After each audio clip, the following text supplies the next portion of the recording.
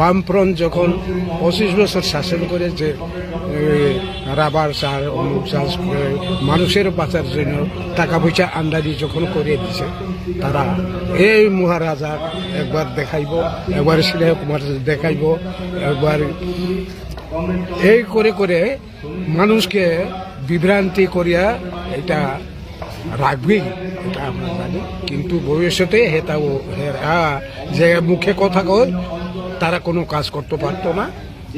কাজ না করতে করতে যখন জনগণের সামনে ধরা পড়ে, তখন তারা বিলুপ্ত হয়ে যায়। এটাই আমার দাবি।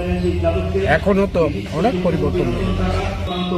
যখন হয়েছিল বিক্রম 66 সালে এমপি দাঁড়াইছিল, তখন রাজা রাজা কইয়া সব নমস্কার প্রণাম করত।